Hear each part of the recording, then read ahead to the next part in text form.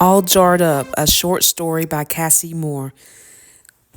Libby Sullivan was in a big bind. She was feeling down, depressed, because she felt trapped by her day to day life. She hated her job the most of all. The dead end waitressing job was very taxing. She worked 10 plus hours a day just to stay afloat and keep her head above water. She was part of the living poor, living out of her camper van just to get by and save on rent. She cries at night from the muscle spasms and leg pains and lower back muscle spasms for working over 60 hours a week. It's very draining. Also, going to school full time feels impossible. Doesn't feel like there's a light at the end of the tunnel. Night classes doesn't leave much room for sleep. She pushes through the exhaustion of work and school 7 days a week nonstop. The ultimate goal is to get her degree in computer engineering and get a job that she loves.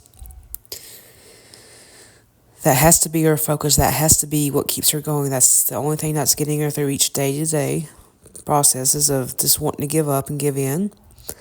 At the Greasy Spoon that she worked at, Libby was working 5 hours into a 10-hour shift.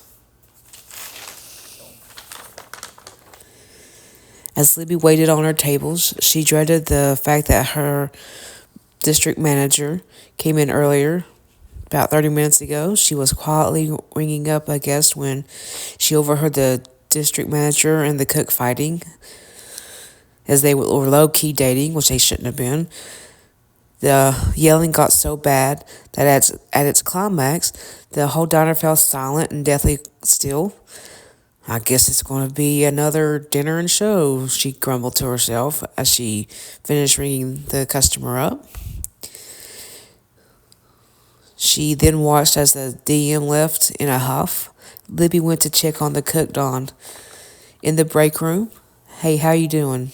You okay?" Libby asked Dawn softly. He grumbled and huffed a little bit. "She's always riding me," Dawn replied. "She needs to hire more cooks," Dawn complained angrily. "I wish she would hire more waitstaff too," Libby said softly. Dawn just shook his head. They sat for a minute. Then he said, "It's about the bottom line, I guess. But at what cost is saving a few bucks worth it when your whole staff gets alienated and possibly quits?" Libby thought out loud. They sat in a peaceful quietness before being pulled back to work.